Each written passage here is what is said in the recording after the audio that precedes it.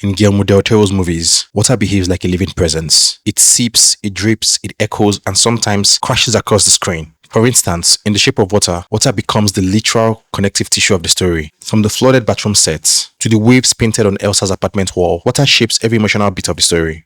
But it's not only in Shape of Water. This aquatic language appears throughout his filmmaking. Long before The Shape of Water, Del Toro has always gravitated towards wetness, humidity and fluid, textures that shape mood and meaning.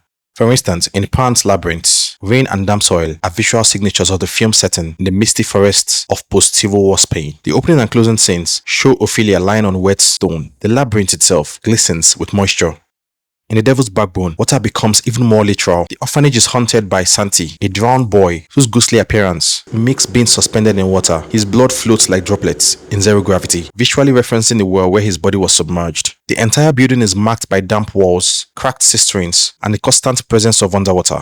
In Crimson Peak, water appears in subtler but equally atmospheric ways. Allerdale Hall is perpetually damp, and Del Toro designed the mansion to breathe and bleed, using water and liquefied clay to make the house feel alive. Even the snow outside becomes slush and mud, a kind of wetness that signals rot and decay.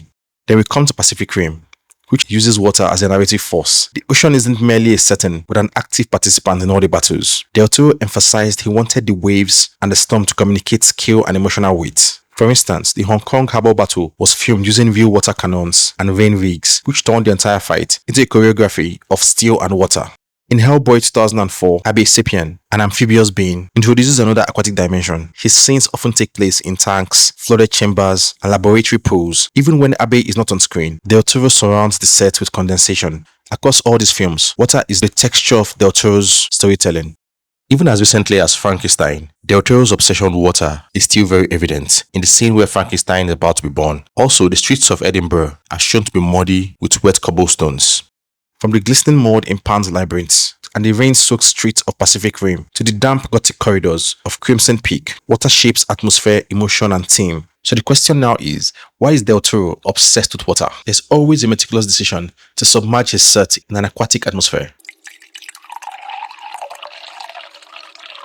Del Toro's lifelong fascination with water goes back to very specific, vivid memories from his childhood, memories that would later feed directly into the emotional core of The Shape of Water. When he was 6 years old, Del Toro saw Creature from the Black Lagoon on TV. According to him, there was one image that stayed with him for a long time, and it was Julia Adams floating in a white bathing suit on the surface of the water, and a gill man swimming deep below, looking up at her. In his child's mind, he wanted them to be together, a fantasy of unrequited otherworldly love. He later described drawing that picture almost every day for the next 10 years of his life. Those drawings were an act of longing. He was drawing a monster that would become a part of his story. In an interview with GQ magazine, he recalled how this early aesthetic would become the amphibian character in The Shape of Water.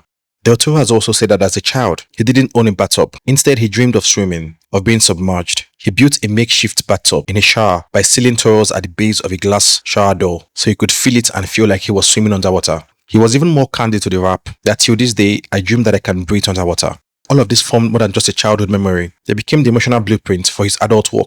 That early desire to give the gill man a better ending carried into The Shape of Water. And in his own words, when he made that film, he was channeling his 6-year-old self who did not fear water but saw it as a possibility.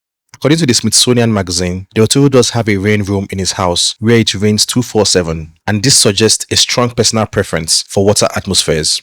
He first officially conceived the idea of Shape of Water in 2011 during a breakfast meeting with Daniel Krauss, his future co-writer. Krauss had a story idea about a cleaning lady in a government facility who befriends an amphibious man. Del Toro loved it and immediately decided to make it his next film. From there, Del Toro began conceptualizing and sketching the creature, assembling his design team, and dedicating himself to making it something both real and beautiful.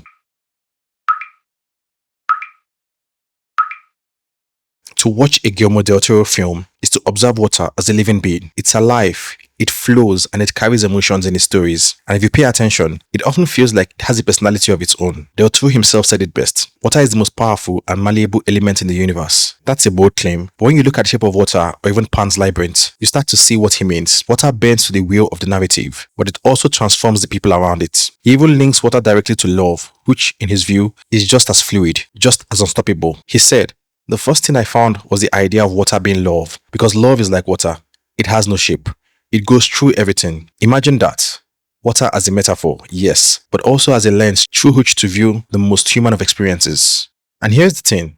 Del Toro's fascination is rooted in his Catholic upbringing. He talks about a very Catholic notion of the humble force that gets revealed as a godlike figure. For him, water is a way to explore humility, sacrifice, and redemption. It's a spiritual element, one that carries moral weight without being too preachy.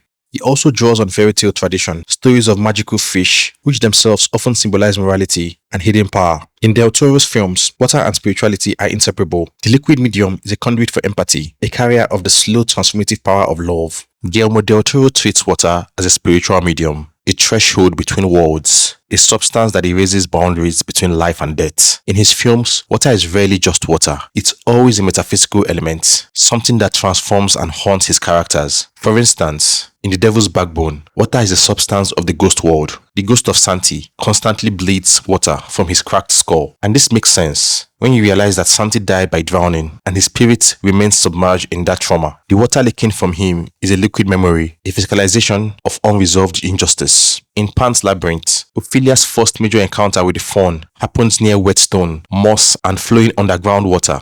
In The Shape of Water, Del Toro frames the amphibian man as a water god. Water is this creature's home, his sacred element. And it's where Elisa and the creature's love becomes possible, because water erases the boundaries that separate them. Elisa's apartment floods in the climax, turning her home into a space where they can reunite. Water in Del Toro's world shapes reality.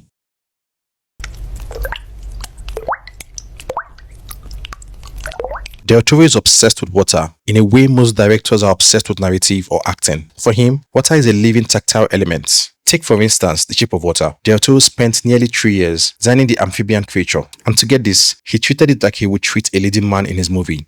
According to GQ, he drew inspiration from a Japanese engraving called The Great Carp, using it to guide the creature's scales and colors. He said, "We are not doing a movie creature, but a leading man. Let's construct him as a beautiful work of art."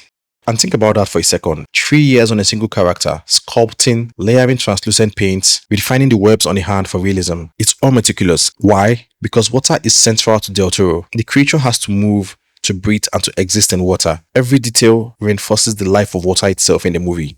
But the creature is just one piece of it. Del Toro's water obsession shows up in the set design too. Production designer Paul Osterberry used fish-scale wallpaper in Elsa's apartment and even designed arched windows to echo aquatic forms. And yes, that flooded bedroom scene wasn't a trick. The set was physically built to be submerged so they could film underwater scenes authentically. Del Toro doesn't just want us to see water, he wants us to feel it. And that's where cinematography comes into play. Dan Lauston, his cinematographer, designed a palette dominated by greens and blues, colors of water, using light to mimic caustics. The way light dances on the bottom of a pool. Everything in this film, the creature, the set, the design, is carefully crafted to evoke water's physical and emotional qualities.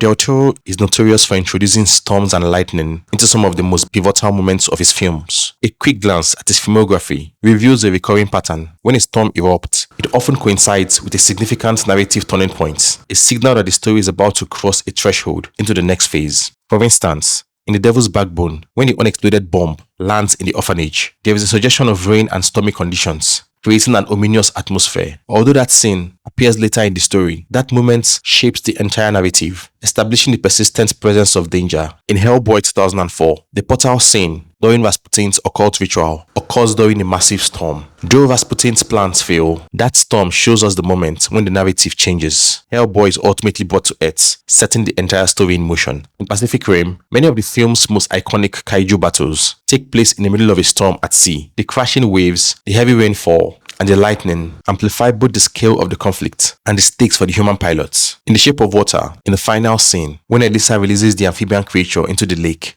it's raining. The downpour is a liberating moment when both souls are finally let into the water. In Nightmare Alley, the carnival tent collapse occurs during a heavy storm. That chaotic scene marks the moment when Stanton realizes he can elevate his schemes and take his con artistry to the next level. In Frankenstein, Highlander falls to his death during a storm while attempting to sabotage Victor's experiment. The violent weather heightens the drama of the scene and signals a shift in the narrative towards the creation of Frankenstein.